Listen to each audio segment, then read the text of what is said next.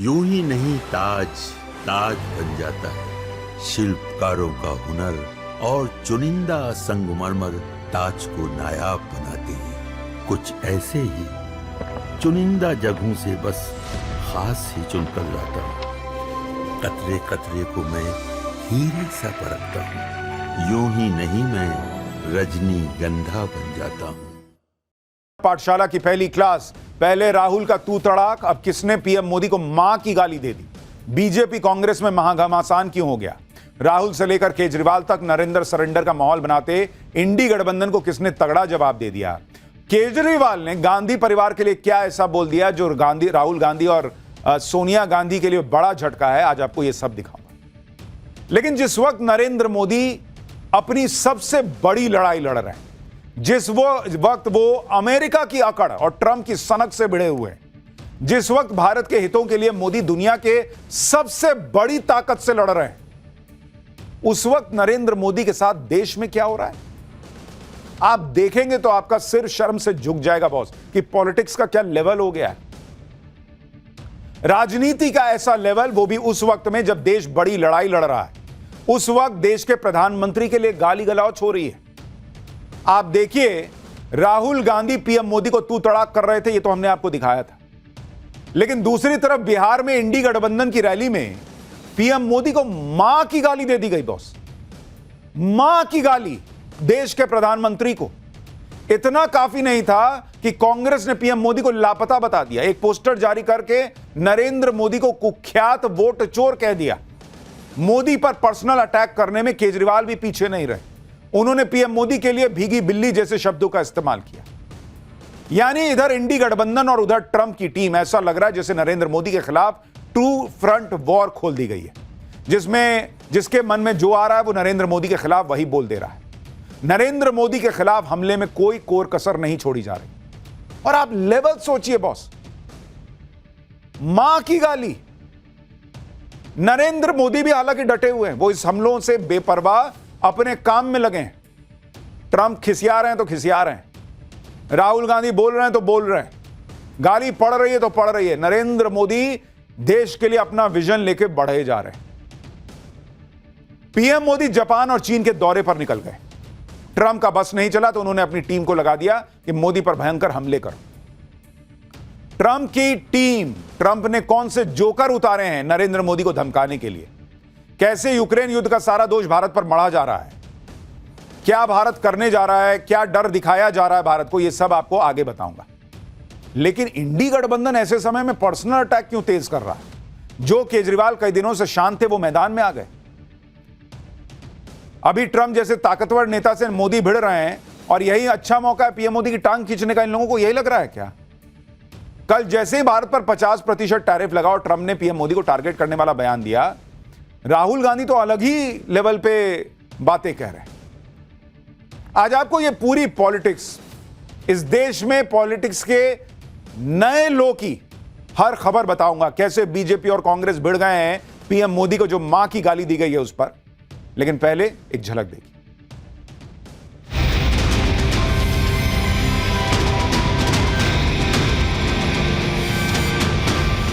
Trump ने आज कहा, ये जो तू कर रहा है इसको 24 घंटे के अंदर बंद कर। उनका खुद का नारा था, गली गली कांग्रेस, आज गाली वाली कांग्रेस। कैसा प्रधानमंत्री।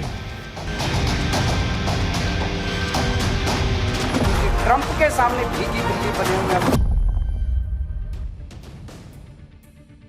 जिस सियासी लड़ाई का ट्रेलर आपने देखा, अब उसकी पूरी पिक्चर दिखाता हूं। सबसे पहले बात बिहार में इंडी गठबंधन की रैली में हुए उस कांड की, जिसने इंडी गठबंधन, बिहार में महागठबंधन, तेजस्वी यादव राहुल गांधी का जो गठबंधन चल रहा है उसको फंसा दिया। राहुल गांधी इन दिनों बिहार में वोट अधिकार यात्रा निकाल रहे हैं। इस यात्रा के दौरान बुधवार को तेजस्वी यादव के साथ वो दरभंगा में एक साझा रैली कर रहे थे। इस रैली में ही कहा जा रहा है कि पीएम मोदी को मां की गाली दे दी गई। हालांकि राहुल गांधी वहां थे नहीं थे, क्या हुआ था ये आपको आगे बताऊंगा। लेकिन आप देखिए पहले, मतलब ऐसे तो न्यूज पाठशाला को हम फैमिली शो कहते हैं, बच्चे बुजुर्ग सब इसको देखते हैं। इसलिए हमने वो मां की गाली जो दी गई है, और वो सुनानी भी अच्छी नहीं लगती कि देश के प्रधानमंत्री को मां की गाली दी जा रही है, वहां बीप लगा दिया है। लेकिन जहां बीप आप आ जाए, आप समझिए वहां कौन सी गाली दी गई है। सोचिए बॉस, मां की गाली प्रधानमंत्री को पड़ रही है। इंडी गठबंधन की रैली में किसने पीएम मोदी को गाली दी, इस पर क्या बवाल मचा है, यह सब आपको विस्तार से बताऊंगा। लेकिन पहले आपको पीएम मोदी के खिलाफ राहुल गांधी की भी तो भाषा सुननी चाहिए, जिससे आपको यह समझ आ जाएगा कि क्यों इंडी गठबंधन के मंच पर कोई कार्यकर्ता अगर पीएम मोदी के खिलाफ इतनी नफरत निकाल रहा है तो वो कहां से आ रही होगी नफरत। कहने को तो मोहब्बत की दुकान खुली हुई है। कल रात को ही राहुल गांधी ने बिहार में एक रैली की, पीएम मोदी के खिलाफ ऐसी हल्की भाषा का इस्तेमाल किया। राहुल गांधी ने पीएम मोदी को डरपोक कहा, फिर से तू तड़ाक वाली भाषा का इस्तेमाल किया, कहा कि कैसा प्रधानमंत्री है, कैसा आदमी है। ट्रंप के फोन पर प्रधानमंत्री की हवा निकल जाती है। मोदी एक फोन कॉल से डर जाता है, जाते नहीं डर जाता है। सुनिए राहुल गांधी को जरा। डोनाल्ड ट्रंप कहता है मैंने फोन उठाया और मैंने नरेंद्र मोदी को फोन किया और मैंने उसे कहा कि 24 घंटे में युद्ध को बंद करो। और फिर कहता है मैंने सोचा 24 घंटे में करेगा, उसने 5 घंटों में बंद कर दिया। मतलब डरपोक है। मैंने नरेंद्र मोदी को लोकसभा में बोला अगर दम है तो बोलो कि डोनाल्ड ट्रंप झूठ बोल रहा है, बोलो। 40 बार उसने बोला है, नरेंद्र मोदी के मुंह से चू तक बात नहीं निकली। लोकसभा में ट्रंप को एक शब्द नहीं बोल पाया। कैसा प्रधानमंत्री है, कैसा आदमी है जो कहता है, देश से कहता है 56 इंच की छाती है, मगर डोनाल्ड ट्रंप का एक फोन लगता है और पूरी की पूरी हवा निकल जाती है प्रधानमंत्री की। ये सच्चाई है। अब डोनाल्ड ट्रंप बोल रहा है, पूरा हिंदुस्तान बोल रहा है, हिंदुस्तान के युवा मजाक उड़ा रहे हैं, ये कैसा आदमी है, एक फोन कॉल से डर जाता है। अब तो मैं मिला हूं, मीटिंग हुई मेरी 2-3 बार, तो मैं तो समझ जाता हूं बात, कितना दम है आदमी में। कुछ नहीं भैया, मैं बता रहा हूं आपको, मैं बता रहा हूं कुछ नहीं है। बस अंबानी जी का पैसा है, अदानी जी का पैसा है, थोड़ी सी मदद हमारे मीडिया वाले कर देते हैं।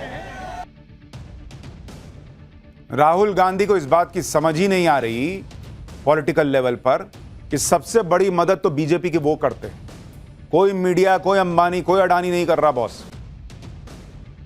इस देश में लोग नरेंद्र मोदी के काम से खुश हो सकते हैं, नाराज हो सकते हैं, लेकिन राहुल गांधी 10 साल में, 11 साल में यह बात नहीं समझ पाए कि लोग नरेंद्र मोदी को गाली बर्दाश्त नहीं करते, तू तड़ाक बर्दाश्त नहीं करते।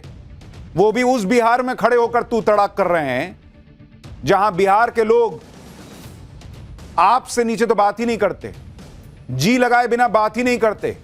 अंग्रेजी कल्चर में ऑफिस में काम कीजिए तो नाम लेके बात करने का कल्चर होता है कि हाय मुकेश क्या कर रहे हो।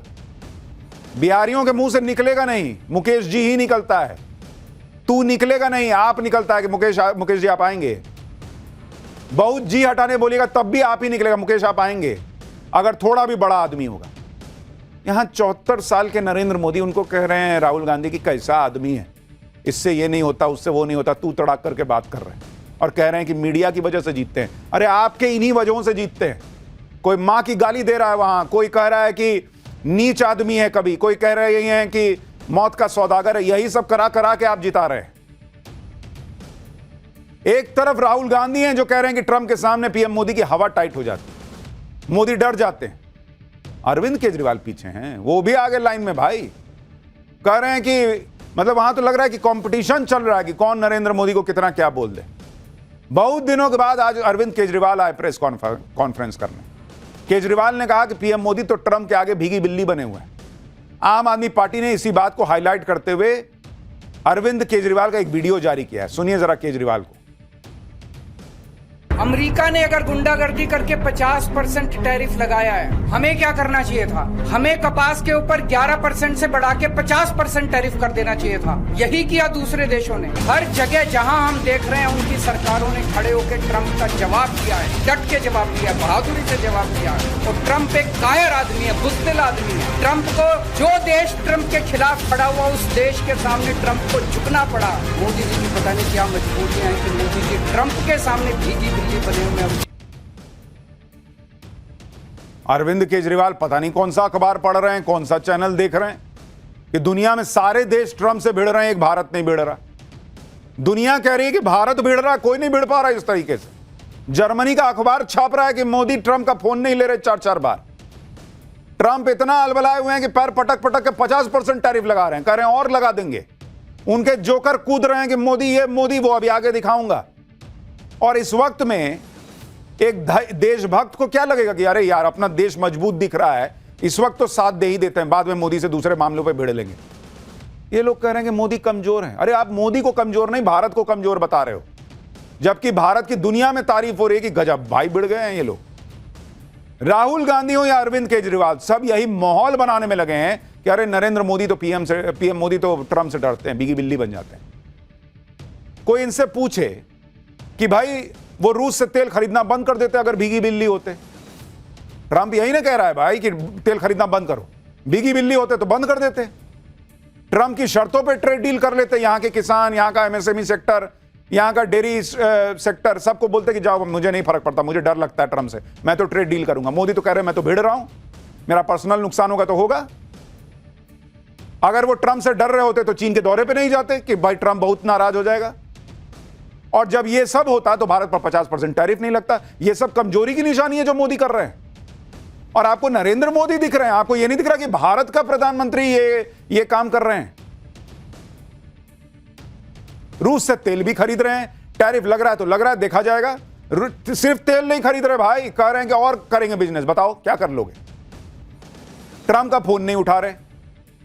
अब विपक्ष के बड़े नेताओं की ऐसी भाषा सुनकर लोग कह रहे हैं कि जब नेता विपक्ष राहुल गांधी ही प्रधानमंत्री के खिलाफ असभ्य भाषा बोलेंगे तो इंडी की रैली में कोई जो पार्टी वर्कर है वो तो मां की गाली दे ही देगा। उसको लगेगा कि भाई जब इतना बड़ा नेता तू तड़ाक करके बात कर रहा तो मैं तो कर ही सकता हूं। ये पब्लिक बात कर रही है भाई चर्चा में कि जहर तो आएगा ही बाहर। दरभंगा में इंडी गठबंधन की रैली में पीएम मोदी को गाली देने के मामले में बीजेपी भड़क गई। बीजेपी ने पटना के थाने में राहुल गांधी और तेजस्वी यादव के खिलाफ केस दर्ज करने की शिकायत दी। राज्य महिला आयोग ने भी संज्ञान लिया। महिला आयोग ने दरभंगा के जिलाधिकारी को नोटिस भेजकर प्रधानमंत्री नरेंद्र मोदी की मां पर की गई आपत्तिजनक टिप्पणी को लेकर रिपोर्ट मांगी है और कार्रवाई का निर्देश दिया है। इसके अलावा बीजेपी कार्यकर्ताओं ने सड़क पर विरोध प्रदर्शन किया। राहुल गांधी और तेजस्वी यादव के पोस्टर्स को चप्पल जूते मारे गए। बीजेपी ने कहा कि महात्मा गांधी वाली कांग्रेस आज गाली वाली कांग्रेस बन गई है। सुनिए एक बार। आज गाली वाली पार्टी बन गई है। वो महात्मा गांधी जी की पार्टी नहीं है, वह तथाकथित नकली गांधी परिवार की पार्टी है, जिनमें एक सेंस ऑफ एंटाइटलमेंट है, कूट कूट कर जिनमें अहंकार भरा हुआ है, जिनको लगता है कि भारतवर्ष उन्हीं का है। और अगर भारतवर्ष में राजनीतिक गद्दी उनको नहीं मिलती है, वो दूसरों को कह रहे ना गद्दी छोड़ हम आके बैठेंगे, अगर राजनीतिक गद्दी उन्हें नहीं मिलती है तो वो कुछ दिनों के बाद उस व्यक्ति को जो लोकतांत्रिक रूप से चुन के आता है, मुझे कष्ट हो रहा है, उसे मां की गाली भी हम दे सकते हैं। एक जमाना था जब कही जाती थी, इनका खुद का नारा था, गली गली कांग्रेस है। आज गाली वाली कांग्रेस है। कोई गली गली कांग्रेस नहीं है, ये गाली वाली कांग्रेस है।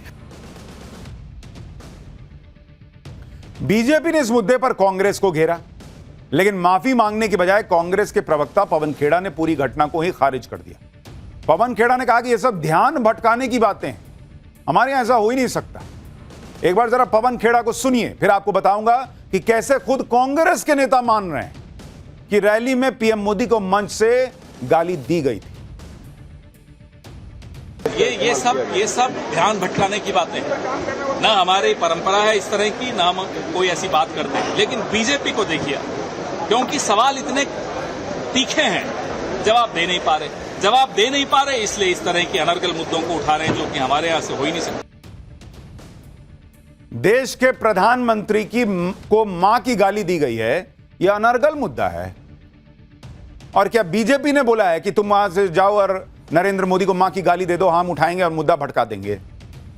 यहां किसके झंडे दिख रहे हैं, किसकी रैली दिख रही है? ऊपर फोटो राहुल गांधी और तेजस्वी यादव का लगा कि नरेंद्र मोदी का लगा हुआ है। पवन खेड़ा तो यह मानने को ही तैयार नहीं है कि इंडी गठबंधन के मंच से पीएम मोदी को गाली दी गई। लेकिन पवन खेड़ा के दावे की पोल खुद बिहार कांग्रेस के नेता ने खोल दी। दरअसल दरभंगा में इंडी गठबंधन की जिस रैली में पीएम के खिलाफ गाली गलौच हुई, उस रैली को दरभंगा में कांग्रेस नेता मोहम्मद नौशाद ने आयोजित किया था। नौशाद एआईसीसी का मेंबर है। मोहम्मद नौशाद ने मीडिया से बातचीत में माफी मांगी। नौशाद ने बताया कि राहुल गांधी के मंच पर रहते हुए गाली गलौच नहीं हुई थी, पीछे से कोई लड़का मंच पर चढ़ गया और गाली गलौच कर दी। नौशाद का दावा है कि वो लड़का नाबालिग है। सुनिए एक बार नौशाद को। मैंने अभी पता किया है किसी से, तो हम लोग तो राहुल गांधी जी जैसे आए उसके पीछे पीछे सारी भीड़ लेके मुजफ्फरपुर रैली थी वहां निकल गए। और जिसने भी इस तरीके की ये गाली गलौज की है या जो भी किया है उसकी मैं घोर निंदा करता हूं और निंदा करता हूं और मैं माफी मांगता हूं, मैं क्षमा मांगता हूं। और ऐसा भी हो सकता है कि कुछ लोग अपोजिशन के भी या कुछ लोग क्योंकि बहुत सारे लोग टिकट आरती होते हैं, बहुत सारे लोग किसी भी चीज़ के कोई ना कोई अपने लड़के को चढ़ा के, और मैंने ये सुना है कि वो लड़का माइनर था और हमारे एक दो जो मंच पे आदमी थे उन्होंने एक दो थप्पड़ भी उसको मारा है। और उसको आप देखिएगा वीडियो में, उसको उससे माइक छीन भी रहे हैं। तो इस तरीके की घटना नहीं होनी चाहिए। और हम लोग क्योंकि मुजफ्फरपुर में रैली थी, जैसे राहुल गांधी जी की गाड़ी आगे निकली, हम लोग पीछे पीछे पीछे पीछे हम लोग उनके साथ निकल गए। प्रोग्राम हमारा खत्म हो चुका था, लेकिन फिर भी प्रोग्राम के वक्त में आपने देखा होगा कभी कि प्रधानमंत्री जी का मंच हो या राहुल जी का मंच हो, बहुत सारे लोग चढ़ जाते हैं, कोई माइक पकड़ लेता है, कोई फोटो खींचने लगता है। यानी दो चीजें तो क्लियर हो गई। एक तो ये कि जिस वक्त ये गाली दी गई उस वक्त राहुल गांधी मंच पे नहीं, वो कह रहे ना कांग्रेस के नेता राहुल गांधी चले गए। लेकिन दूसरी चीज ये भी साफ हो गई कि मंच से गाली दी गई मां की। वो कह रहे हैं कि वहां पे कोई नाबालिग था, उसको 2 थप्पड़ भी पड़ा। कांग्रेस ये सफाई देकर बचना चाहती है कि कोई बच्चा रैली में मंच पे चढ़ गया और उल्टा सीधा बोल दिया। लेकिन यह तर्क देकर कांग्रेस बच ना पाए, इसके लिए बीजेपी ने सीधे राहुल गांधी पर अटैक किया। बीजेपी ने कहा कि पीएम मोदी के खिलाफ गाली गलौज की जड़ में राहुल गांधी, जो कई दिनों से बिहार में पीएम मोदी के खिलाफ अमर्यादित शब्दों और भाषा का इस्तेमाल कर रहे हैं। बीजेपी ने याद दिलाया कि राहुल गांधी कल ही देश के प्रधानमंत्री के लिए तू तड़ाक वाली भाषा इस्तेमाल कर रहे थे। सुनिए संबित पात्रा। इसका जनक कोई है तो वो राहुल गांधी है। दरभंगा की रैली से, मंच पर से जिस प्रकार से प्रधानमंत्री के मां के लिए कहा गया और प्रधानमंत्री जी के लिए कहा गया, उससे ठीक पूर्व राहुल गांधी जी के भाषण को आप सुनिए, उसका विश्लेषण करिए। लगभग 5-7 दिनों से राहुल गांधी जो भाषण दे रहे हैं, उस भाषण में प्रधानमंत्री को तू कह के संबोधित करते हैं। मुझे तो आज बिल्कुल कोई परहेज नहीं है कहने में कि राहुल गांधी, मणिशंकर अय्यर और संजय राउत में कोई फर्क नहीं है। And Rahul Gandhi himself is the new Manishankar Iyer of the Congress party. यानी बीजेपी कह रही है कि जब राहुल गांधी तू तड़ाक की भाषा इस्तेमाल करेंगे तो कार्यकर्ता तक नीचे नीचे आते आते तक तो वो मां की गाली बन ही जाएगा ना भाई। उसको लगेगा कि मैं मां की गाली दे देता हूं और अच्छा काम कर दूंगा, मेरे लिए बहुत अच्छी बात हो जाएगी। बीजेपी राहुल गांधी पर अटैक कर रही, कह रही है उनकी वजह से हुआ है। और बीजेपी राहुल गांधी के जिस बयान का जिक्र कर रही है, वो बयान राहुल गांधी ने कल दिया था। राहुल गांधी ने अपने बयान में प्रधानमंत्री मोदी के लिए कैसे बहुत हल्की भाषा का इस्तेमाल किया था, तू तड़ाक हुआ था। एक बार सुनिए वो वाला बयान आप। ट्रंप ने आज कहा कि जब हिंदुस्तान पाकिस्तान का युद्ध हो रहा था, मैंने फोन उठाया और नरेंद्र मोदी से कहा कि सुन, ये जो तू कर रहा है इसको 24 घंटे के अंदर बंद कर। और नरेंद्र मोदी ने 24 घंटे में नहीं, 5 घंटे में सारा का सारा रोक दिया। सिर्फ राहुल गांधी नहीं बल्कि पूरी कांग्रेस का यही हाल है। जैसे डोनाल्ड ट्रंप पीएम मोदी को झुका नहीं पाए तो अब वो भारत को नई नई धमकी देकर अपनी बौखलाहट निकाल रहे हैं, वैसे ही कांग्रेस भी चुनाव में नरेंद्र मोदी को हरा नहीं पाने की खींच सोशल मीडिया पर उतार रही है। पीएम मोदी के खिलाफ आप कांग्रेस का नया पोस्टर देखिए। इस पोस्टर के साथ टैगलाइन दी गई है, गुमशुदा वोट चोर की तलाश। पोस्टर में पीएम मोदी को कुख्यात वोट चोर कहा गया है। ये देखिए, नाम नरेंद्र मोदी, कुख्यात वोट चोर, और पोस्टर में सबसे ऊपर मिसिंग या लापता लिख दिया गया। जैसे पुराने जमाने में कोई चोर डकैत के लिए पोस्टर निकलता था, चिपका दिया जाता था, कांग्रेस वैसा पोस्टर देश के प्रधानमंत्री का बना रही है। कुख्यात वोट चोर लिख रही है, और लिख रही है कि वोट चुराने, वोटर लिस्ट से नाम कटवाने, फर्जी तरीके से चुनाव जीतने में माहिर। आप सोचिए, लोकतांत्रिक तरीके से चुने गए प्रधानमंत्री के लिए कुख्यात वोट चोर जैसे शब्द का इस्तेमाल हो रहा है। और मैं तो बार बार एक बात कह रहा हूं भाई, कांग्रेस पार्टी, राहुल गांधी का एक तर्क है कि एसआईआर में 65 लाख नाम हटे हैं, मतलब 65 लाख वोट चुराए गए। तो भाई 1 महीने का वक्त है, 65 लाख नाम जुड़वा लो। लाखों कार्यकर्ता हैं आपके तेजस्वी जी के, कागज दिखाओ कि नहीं इसका नाम गलत है जोड़ो, नहीं इसका नाम गलत है जोड़ो, जोड़ जोड़ के 65 लाख जुड़वा लो, वोट चोरी रोक दो। वो करना नहीं है। कुख्यात वोट चोर, तो ये तो वो सारा कर लो, नाम मत जुड़वाना आप लोग। क्या है भाई, राहुल गांधी जो एजेंडा चला रहे हैं उस पर पूरा इंडी गठबंधन उछलने लग गया। लेकिन इसी बीच कुछ ऐसा भी हुआ है जिससे इंडी गठबंधन की एकता की पोल खुल गई। अरविंद केजरीवाल आज अचानक सामने आए और उन्होंने नेशनल हेराल्ड केस का जिक्र करते हुए राहुल गांधी और सोनिया गांधी को ही लपेट दिया। अरविंद केजरीवाल ने आरोप लगाया कि बीजेपी और कांग्रेस में गुप्त समझौता हुआ है, अंदर ही अंदर सेटिंग हो गई है। केजरीवाल ने तर्क दिया कि उनकी पार्टी के सारे नेता जेल चले गए, लेकिन गांधी परिवार से आज तक कोई जेल नहीं गया। रॉबर्ट वाड्रा भी जेल नहीं गए। केजरीवाल कह रहे हैं कि नेशनल हेराल्ड तो ओपन एंड शट केस है, फिर भी गांधी परिवार से कोई जेल क्यों नहीं जाता। देखिए कैसे केजरीवाल ने गांधी परिवार को लपेट दिया अपने बयान से। आज चारों तरफ चर्चा रहती है, कोई कहता है जी मायावती जी ने कॉम्प्रोमाइज कर रखा है, कोई कहता है जी ओवैसी ने कॉम्प्रोमाइज, अरे सबसे ज्यादा तो अब लोग कहने लगे हैं कांग्रेस ने कॉम्प्रोमाइज कर रखा है। अभी गोवा के अंदर हमारी टीम बता रही थी, गोवा में मैं बात कर रहा था, गोवा में जब हम लोगों के बीच में जा रहे हैं, लोग कह रहे हैं कि जी आपके 5 सबसे बड़े नेता जेल हो आए, बीजेपी ने आपके 5 सबसे बड़े नेताओं को जेल भेज दिया, ऐसा क्यों है कि कांग्रेस का एक भी नेता जेल नहीं गया। भाई ये इतना शोर मचा रहे हैं, नेशनल हेराल्ड हो गया, नेशनल हेराल्ड हो गया, नेशनल हेराल्ड हो गया।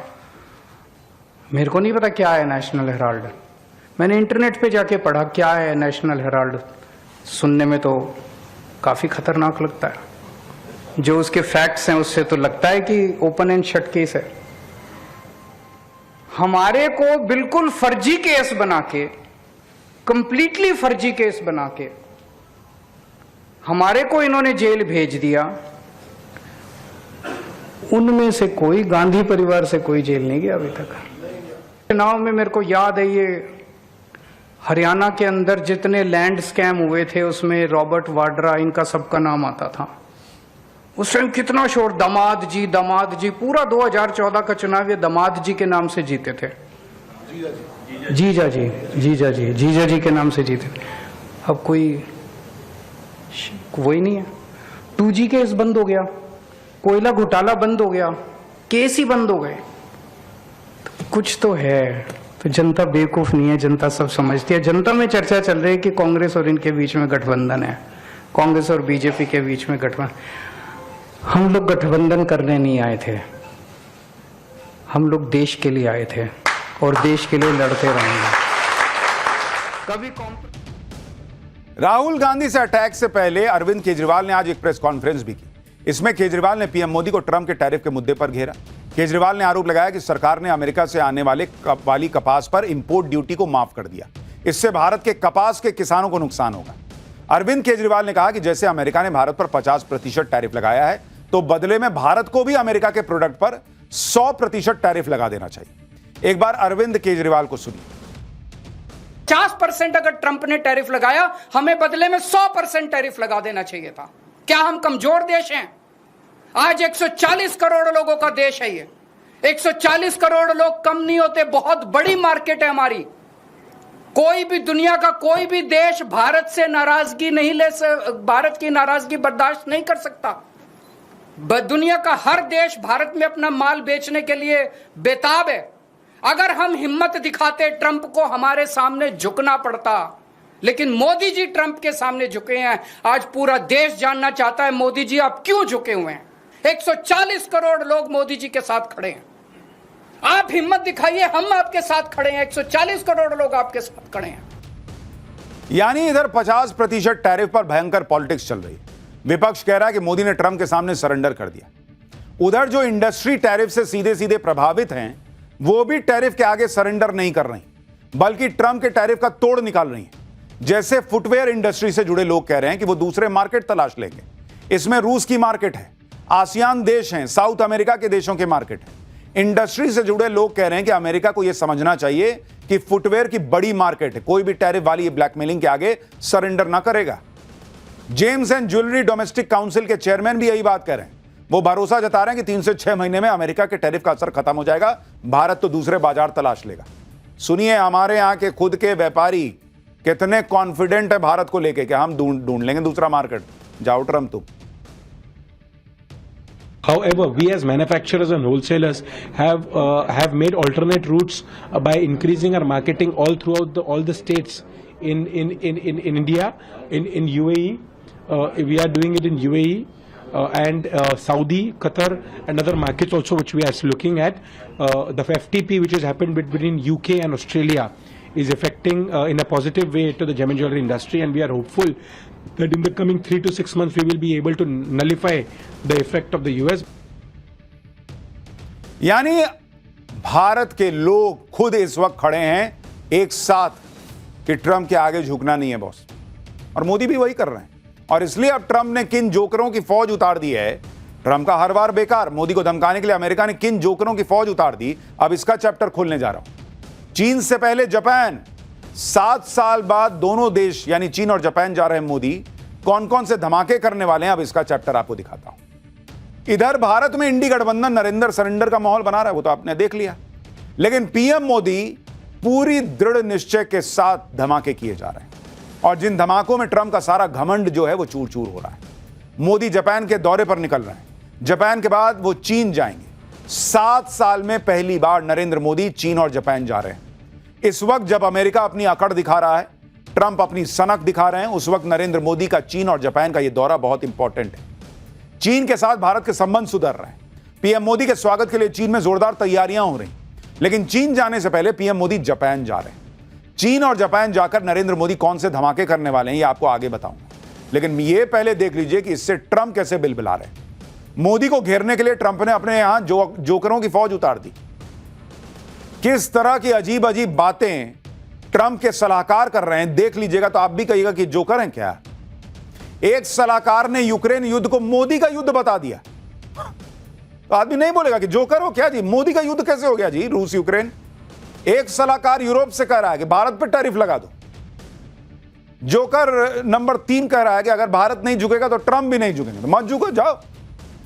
जैसे सोशल मीडिया पर ट्रोल आर्मी होती है, उसी तरह से ट्रंप के सलाहकार जोकर और ट्रोल की तरह बिहेव कर रहे हैं। लेकिन इससे ट्रंप को कुछ हासिल होने वाला नहीं है, उल्टे ट्रंप को झटके पे झटके लग रहे हैं। ट्रंप के सामने सीना तान कर भारत खड़ा हो गया है, और दूसरे देशों को भी हिम्मत मिल रही है। कैसे अब जापान ने ट्रंप को झटका दे दिया, ऑस्ट्रेलिया ने ट्रंप के खिलाफ भारत का खुला सपोर्ट कर दिया, ये सब बताऊंगा। लेकिन जो हुआ है पहले उसकी एक झलक देखिए।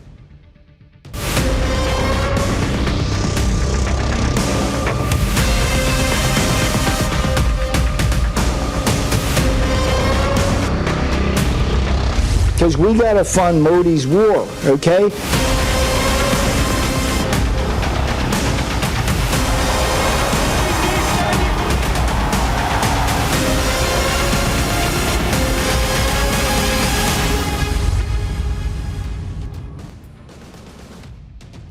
ट्रंप ने सब कुछ करके देख लिया, लेकिन मोदी के खिलाफ हर बार बेकार जा रहा है। अब नरेंद्र मोदी का टर्न है, और नरेंद्र मोदी ऐसे ऐसे स्टेप्स लेने जा रहे हैं कि ट्रंप और उनके जोकरों की फौज हिल जाएगी। पीएम मोदी चीन और जापान के लिए निकलने वाले हैं। इसमें जापान भारत का पुराना पार्टनर रहा है। मोदी कैसे ट्रंप के टैरिफ वाले खेल का तोड़ इसी दौरे में निकाल रहे हैं, आपको पहले उसके बारे में बताता हूं। मेक इन इंडिया में जापान एक बड़ा सहयोगी देश है। गुजरात में जापान की निप्पॉन स्टील 1500 करोड़ रुपए का निवेश कर रही है। आंध्र प्रदेश में निप्पॉन इंडिया 5600 करोड़ रुपए से स्टील प्लांट लगा रही है। सुजुकी मोटर्स ने गुजरात में 35,000 करोड़ रुपए के नए प्लांट की घोषणा की है। सुजुकी मोटर्स ने अपनी प्रोडक्शन लाइन को बढ़ाने के लिए 3200 करोड़ रुपए के निवेश का भी ऐलान किया है। टोयोटा किर्लोस्कर कर्नाटक में 3300 करोड़ रुपए और महाराष्ट्र में 20,000 करोड़ रुपए का निवेश करेगा।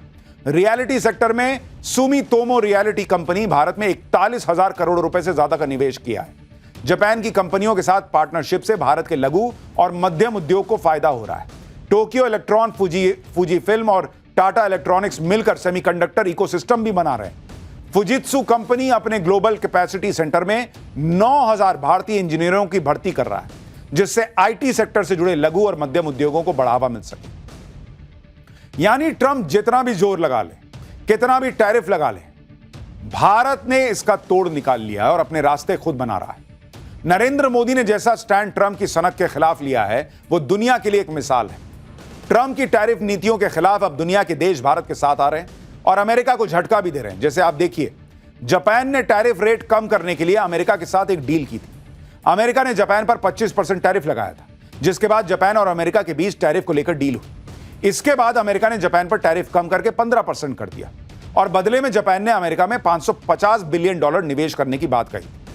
$550 बिलियन निवेश पैकेज को लेकर जापान और अमेरिका में बात हो रही थी।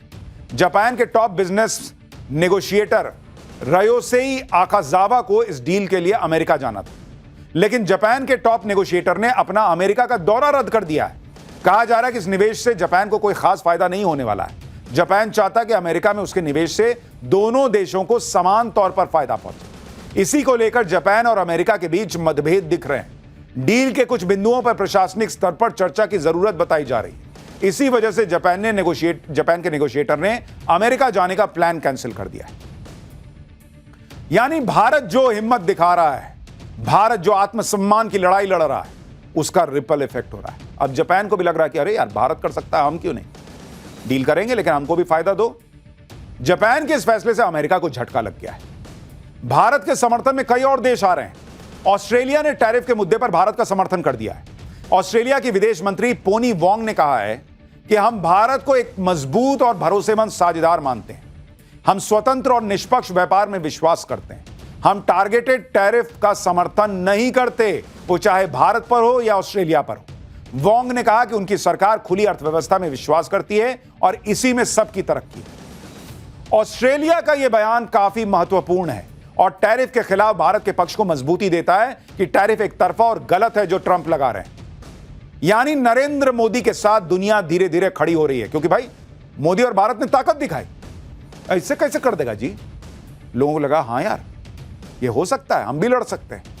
भारत को इस तरह से सपोर्ट मिलता देख और भारत का अपना सख्त स्टैंड देखकर ट्रंप बौखलाते जा रहे हैं। ट्रंप अब तक खुद बोल रहे थे, अब अपने सलाहकारों को भारत विरोधी बयान देने के लिए उतार दिया है और वो ऐसे ऐसे बयान दे रहे हैं कि दुनिया कह रही है कि सलाहकार जोकर है जी।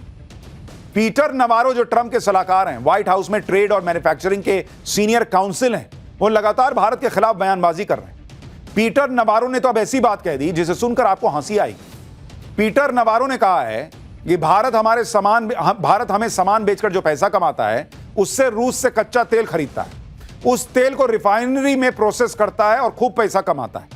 लेकिन रूस भारत से मिले पैसे का इस्तेमाल हथियार बनाने और यूक्रेनियों को मारने में करता है। इसलिए अमेरिकी करदाताओं को यूक्रेनियों को सैन्य तरीके से और अधिक सहायता देनी पड़ती है। यह मोदी का युद्ध है जिसके लिए हमें धन जुटाना पड़ता है। इस युद्ध में शांति का रास्ता नई दिल्ली से होकर जाता है। यह अमेरिका रशिया से सामान खरीदता है, उसका पैसा क्या करते हैं पुतिन ने क्या लिस्ट बनाई है कि अच्छा यूक्रेन पे हमला करने जा रहे हो, वो वाला रख दो, वो अमेरिका के पैसे से हमने हथियार खरीदा है, ये वाला लेके जाओ, ये भारत के पैसे से हथियार खरीदे, ऐसा बोलते हैं क्या? यूरोप जो गैस खरीद रहा है उसका कुछ नहीं, उससे हथियार नहीं खरीदते हैं क्या पुतिन? उससे हथियार नहीं बनाते हैं। खाली उन्होंने एक फंड रखा हुआ है कि मोदी के यहां से, भारत के यहां से जितना पैसा आएगा इसी से हथियार खरीदेंगे, इसी से यूक्रेनियों को मारेंगे। और ये 4 साल से तुम लोग जो जेलेंस्की को चढ़ाए हुए हो कि मारना भाई मार, हम पीछे खड़े हैं, और आप उसको कह रहे हो कि जमीन छोड़ दे भाई, हम जो बोल रहे हैं वो डील कर ले, मेरे को नोबेल पुरस्कार चाहिए। तुम्हारा युद्ध है ये, और भारत के खिलाफ कुछ नहीं मिल रहा तो तमाशा चल रहा है कि मोदी का युद्ध है, दिल्ली से रास्ता निकलेगा डील करने का। ट्रंप के सलाहकारों के बयानों से ऐसा लग रहा है जैसे यूक्रेन पर रूस ने नहीं, भारत ने हमला किया हुआ। वो इसे पुतिन का नहीं मोदी का युद्ध बता रहे हैं। सुनिए जरा भाई को एक बार, फिर बताता हूं दूसरा जोकर क्या कह रहा है। Because we got to fund Modi's war, okay? The road to peace runs at least partly right through New Delhi. I mean Modi's war. Trump के सलाहकार इस बात से भी बौखलाए हुए हैं कि पीएम मोदी चीन जा रहे हैं। भारत और चीन जिस तरह से करीब आ रहे हैं, सालों से दोनों देशों के रिश्तों पर जमी बर्फ पिघल रही है। पीएम मोदी एससीओ समिट के लिए चीन जा रहे हैं, उससे अमेरिका का पूरा खेल गड़बड़ा गया। अब ट्रंप के सलाहकार भारत को समझा रहे हैं चीन आपका दोस्त नहीं है, दुश्मन है। तुम बता रहे हो एबटाबाद में ओसामा बिन लादेन को रखने वाला पाकिस्तान तुम्हारा दोस्त हो गया, तुम मुनीर को बुला के बिरयानी खिला रहे हो। हमने तुमसे बोला क्या? पीटर नवारो अब कह रहे हैं कि लोकतंत्र का साथ देने की बजाय, ये तस्वीरें आ गई हैं, देखिए मोदी जा रहे हैं जापान के दौरे के लिए निकल रहा है। मैंने आपको अभी बताया पाठशाला में, ये बहुत अहम दौरा है, पहले जापान और उसके बाद चीन जाने वाले हैं नरेंद्र मोदी।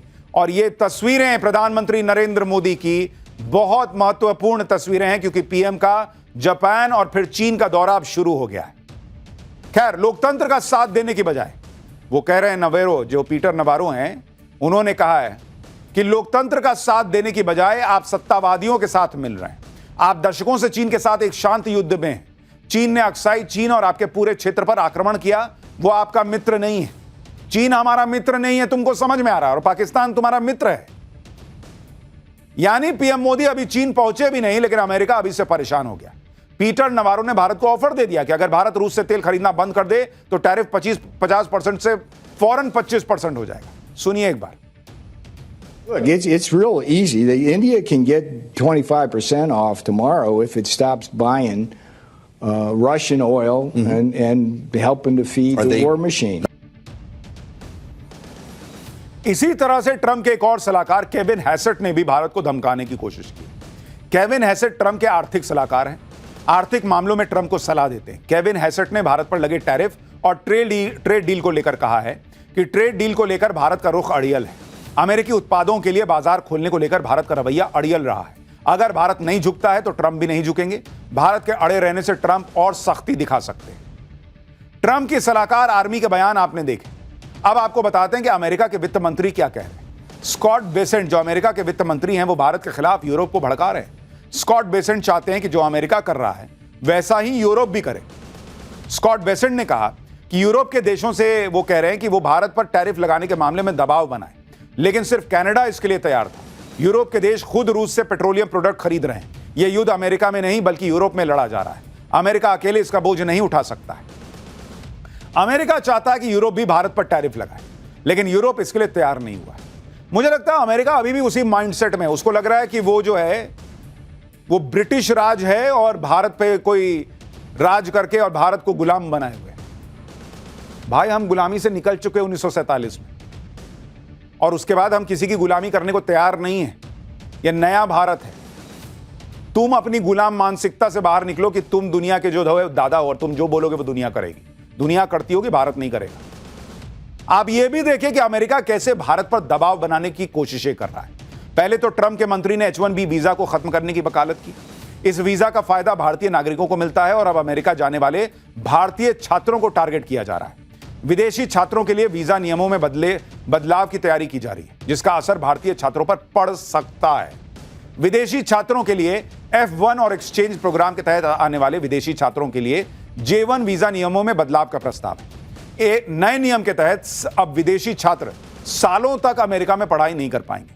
नए नियम के तहत विदेशी छात्रों को 4 साल तक के लिए स्टूडेंट वीजा दिया जाएगा। अगर पढ़ाई इससे ज्यादा चलती है तो छात्रों को फिर से वीजा के लिए अप्लाई करना होगा। अभी तक अमेरिका में कोर्स पूरा करने के लिए स्टूडेंट वीजा मिलता था, चाहे कोर्स 2 साल का हो, 6 साल का हो। नए नियम अभी लागू नहीं हुए हैं। इस पर 30 दिन तक जनता से सुझाव मांगे गए। नए नियम लागू होने का सबसे ज्यादा भारतीय छात्रों पर असर पड़ सकता है। साल 2024 में अमेरिका के अंदर 4,20,000 भारतीय छात्र पढ़ाई कर रहे थे, लेकिन अमेरिका यह सब पैंतरेबाजी कर रहा है। अभी करेगा नहीं करेगा पता नहीं, लेकिन माहौल पूरा बना रहा है कि भाई ऐसा कर सकता हूं, वैसा कर सकता हूं। हालांकि वीजा के मुद्दे पर एक अमेरिकी देश से भारत के लिए खुशखबरी भी आई। दक्षिण अमेरिकी देश अर्जेंटीना ने भारतीयों के लिए वीजा नियमों में ढील दी है। अर्जेंटीना ने भारतीय नागरिकों को वीजा फ्री एंट्री देने का ऐलान किया है। जिन भारतीयों के पास अमेरिकी वीजा होगा वो उसी वीजा पर अर्जेंटीना आ सकेंगे। अमेरिकी वीजा वाले भारतीयों को अलग से वीजा लेने की जरूरत नहीं होगी। अब आपको यह भी दिखाता हूं कि अमेरिका को भारत के साथ क्यों आना पड़ेगा आखिर में, यह वहां के लोग भी कह रहे हैं। भाई एक टाइम पर कनाडा ने भी भारत से दुश्मनी कर ली थी, लेकिन आज की डेट में देखिए कि कनाडा ऐसे लाइन पर आया कि फिर से रिश्ते सामान्य कर रहा है। कनाडा ने भारत में नया उच्चायुक्त नियुक्त कर दिया है, उधर भारत ने भी कनाडा में अपना उच्चायुक्त नियुक्त कर दिया है। खालिस्तान वाले मुद्दे की वजह से दोनों देशों ने अपने अपने उच्चायुक्त वापस बुला लिए थे, लेकिन अब कनाडा को समझ में आया कि भारत से दूरी बनाकर नहीं रहा जा सकता।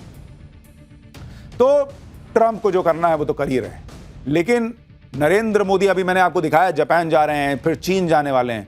इससे खाली अमेरिका और ट्रंप थोड़ी परेशान है, तो बगल में पाकिस्तान को आग लगी हुई है।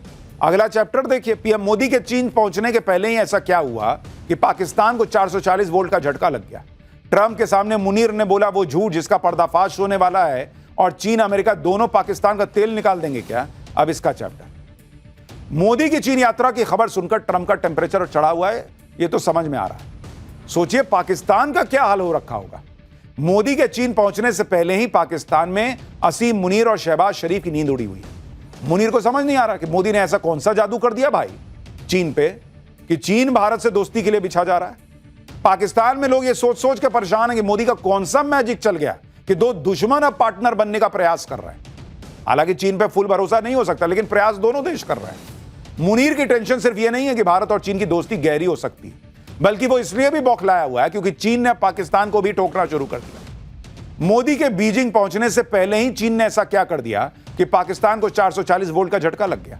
मोदी के स्वागत में जुटे चीन ने पाकिस्तान के प्रधानमंत्री शहबाज शरीफ को कौन सा फाइनल अल्टीमेटम दे दिया है, आज आपको बताऊंगा। लेकिन आप यह भी देखिए कि असीम मुनीर और शहबाज शरीफ तो यह मानकर बैठे थे कि अमेरिका से तो भारत ने दुश्मनी मोल ले ली और चीन तो कभी भारत के साथ आ नहीं सकता, इसलिए पाकिस्तान अगर अमेरिका की गोद में बैठ जाए तो भी चीन पाकिस्तान से रिश्ता नहीं तोड़ेगा। लेकिन पाकिस्तान को अब यह डर सता रहा है कि कहीं ऐसा ना हो जाए कि चीन के बाद अमेरिका भी भारत का दोस्त बन जाए, और ऐसा जल्दी ही हो सकता है क्योंकि मुनीर लंच करते वक्त ट्रंप को ऐसा झूठ बोलकर आया था जिसकी पोल खुलने वाली। पाकिस्तान के झांसे में आकर ट्रंप ने ऐलान किया था कि अमेरिका पाकिस्तान में तेल निकालेगा, और अब अमेरिकी कंपनियां जल्दी ही पाकिस्तान में वो तेल खोजने पहुंचने वाली हैं जो तेल पाकिस्तान में है ही नहीं। भारत और चीन की बढ़ती हुई दोस्ती से कैसे मुनीर की हालत खराब हो रही है, अमेरिका और चीन मिलकर कैसे पाकिस्तान का तेल निकालेंगे, सब दिखाऊंगा। पहले एक ट्रेलर देखिए।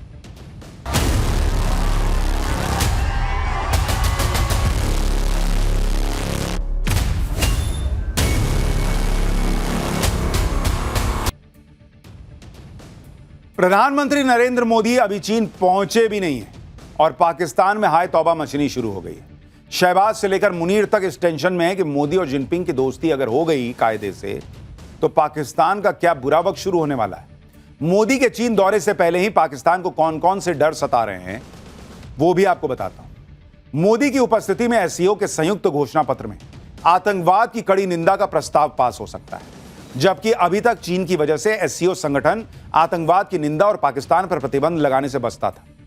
मोदी की चीन यात्रा से पाकिस्तान इसलिए भी परेशान है क्योंकि अगर भारत और चीन नजदीक आ गए तो उसकी टू फ्रंट स्ट्रैटेजी यानी चीन के जरिए भारत पर दबाव बनाने की रणनीति कमजोर पड़ जाएगी। मोदी जिनपिंग की केमिस्ट्री देखकर मुनीर का बीपी यह सोचकर भी हाई हो रहा होगा कि अमेरिका तो पाकिस्तान को मोहरा बनाकर इस्तेमाल कर रहा है। अगर ट्रंप ने पाकिस्तान को धकिया दिया तो पाकिस्तान तो न चीन का रहेगा ना अमेरिका का। यानी मुनीर तो यह सोचकर बैठा था कि भाई ट्रंप की गोद में बैठ जाता हूं, चीन कहां जाएगा, भारत से तो सटेगा नहीं, तो चीन भी पुचकारता रहेगा पाकिस्तान को। लेकिन मोदी ने मुनीर की सारी प्लानिंग पर पानी फेर दिया। अब पाकिस्तान को समझ ही नहीं आ रहा है कि भाई चीन और भारत सट कैसे रहे, पार्टनर कैसे बन सकते हैं। तो भाई पार्टनर तो भारत जैसा बड़ा देश ही बन सकता है ना। पाकिस्तान तो भिखारी देश है, उसको भीख में कुछ कटोरे में डालो और उससे कुछ ले लो, जमीन वमीन कुछ ले लो, क्योंकि पैसा तो लौटाता नहीं है वो। देखिए पाकिस्तान का बौखलाना बनता भी है क्योंकि चीन की भीख पर ही पाकिस्तान अपना पेट पाल रहा है। चीन ने पाकिस्तान को खूब सारा पैसा दिया है, लेकिन अब चीन मोदी का ऐसा मुरीद हुआ पड़ा है कि भारत के लिए अपने सारे दरवाजे खोलने को तैयार है और पाकिस्तान के मुंह पर दरवाजे बंद कर दे रहा है। चीन ने साल 2015 में बेल्ट एंड रोड इनिशिएटिव के तहत पाकिस्तान में $60 अरब निवेश करने का वादा किया था। चीन के इस निवेश से पाकिस्तान में एक बड़ा रेल प्रोजेक्ट तैयार किया जाना था, लेकिन चीन ने अब कह दिया है कि पाकिस्तान को अगली भीख तब मिलेगी जब पाकिस्तान चाइनीज पावर कंपनियों का बकाया चुका देगा। आप सुनिए पाकिस्तान में इसको लेकर कैसी चर्चा चल रही है कि अब तो चीन भीख देने में भी रुक गया भाई, कह रहा कटोरे का माल खाली करो पहले। मोदी के चीन पहुंचने से पहले ही पाकिस्तान को 440 वोल्ट के झटके लगने शुरू हो चुके हैं। पाकिस्तान के प्रधानमंत्री शहबाज शरीफ भी एससीओ बैठक में हिस्सा लेंगे, लेकिन वो चीन भीख का कटोरा लेकर जा रहे हैं। लेकिन चीन ने भी कह दिया कि अगली भीख तब मिलेगी भाई जब पुराना हिसाब क्लियर करोगे। पाकिस्तान को सीपेक प्रोजेक्ट में पावर सप्लाई करने वाली चीनी कंपनियों के 423 करोड़ रुपए चुकाने। चीन ने कह दिया कि पाकिस्तान सीपेक के तहत बनी पावर कंपनियों का समय पर बिल अदा नहीं करता, इसलिए उसे अब और पैकेज नहीं दिया जा सकता। इसके बाद शहबाज शरीफ ने वित्त मंत्रालय को निर्देश दिया है कि उनके चीन जाने से पहले चीन की पावर कंपनियों को $100 अरब का भुगतान कर दो हर हाल में, जो कुल बकाये का 1/4 है। भाई इससे चीन को मैसेज जाएगा कि ये पैसा दे रहा है, अब वहां से और भीख लेके आएगा। ये बहुत स्मार्ट भिखारी हैं पाकिस्तान वाले। यानी एक तरफ प्रधानमंत्री मोदी हैं जिनके स्वागत के लिए चीन पलक पावड़े बिछा रहा है, दूसरी तरफ शहबाज शरीफ जिनको चीन कह रहा है कि आना है तो आओ, लेकिन पहले बकाया चुकाओ। एक तो मोदी और जिनपिंग की दोस्ती ने पाकिस्तान की हालत खराब करके रखी है, और ट्रंप की तरफ से ऐसे संकेत मिले हैं कि पाकिस्तान सन्नाटे में। पीएम मोदी के चीन दौरे से ठीक पहले कल ही अमेरिका के वित्त मंत्री स्कॉट बेसेंट ने कहा है कि भारत दुनिया का सबसे बड़ा लोकतांत्रिक देश है, अमेरिका दुनिया की सबसे बड़ी इकोनॉमी है, आखिर में भारत और अमेरिका एक साथ आ जाएंगे।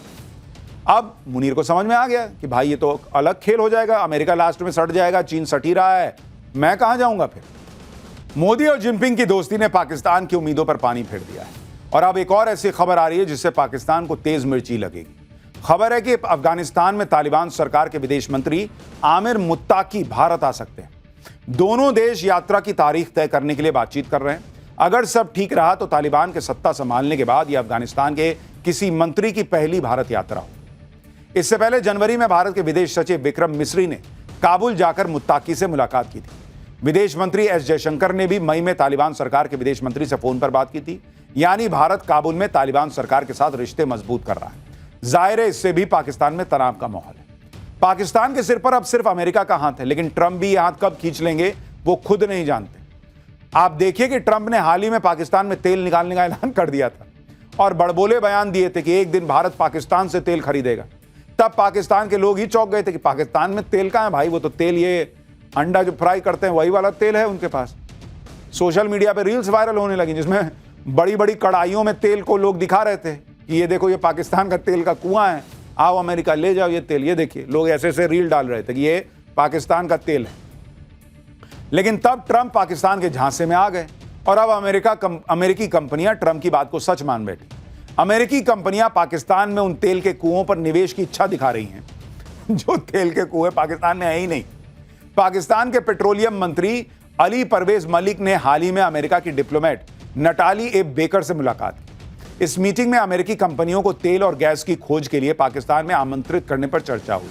पाकिस्तान में अमेरिकी दूतावास ने कहा कि वो पाकिस्तान और अमेरिकी तेल कंपनियों के बीच सीधे व्यावसायिक संबंधों को बढ़ावा देगा। लेकिन भाई बढ़ावा कहां दोगे? तेल कहां है तुम्हारे पास? तुमने इतने साल निकाला क्यों नहीं? अमेरिकी तेल कंपनियां ये माने बैठी हैं कि पाकिस्तान में तो बड़े विशाल तेल के भंडार है, लेकिन सच ये है कि आज तक जितनी भी विदेशी कंपनियों ने पाकिस्तान में तेल की खोज की उनका तेल निकल गया, लेकिन तेल नहीं निकला। आप देखिए कि साल 2019 में डच कंपनी शेल ने पाकिस्तान के तट पर तेल के भंडार की ड्रिलिंग की, कोई तेल का भंडार नहीं मिला, कंपनी पाकिस्तान से वापस लौट गई। टोटल और एक्सॉन मोबिल जैसी कई बड़ी अंतर्राष्ट्रीय कंपनियों ने भी पाकिस्तान में तेल की संभावनाएं तलाशी, लेकिन नाकामी हाथ लगने के बाद वो भी पाकिस्तान से बाहर निकल चुकी। यानी ट्रंप के सामने मुनीर ने तेल को लेकर जो झूठ बोल दिया था अब उसका पर्दाफाश होने वाला है, क्योंकि ट्रंप मुनीर का भरोसा करके अमेरिकी कंपनियों को पाकिस्तान में तेल निकालने भेजने वाले हैं। लेकिन जब तेल है ही नहीं तो तेल मिलेगा कहां से? खुद पाकिस्तानी कह रहे हैं कि ट्रंप कहीं पाकिस्तान का ही तेल ना निकाल दें। यानी ना नॉर्मन तेल होगा ना ट्रंप नाचेगा, और ट्रंप नहीं नाचेगा तो वो मुनीर का भूत बना के नचा देगा। हसीम मुनीर को लग रहा था कि वो ट्रंप की लल्लो चप्पो करके पाकिस्तान से काम निकलवा लेगा, लेकिन अब पाकिस्तान में ही मुनीर की थूथू हो रही है।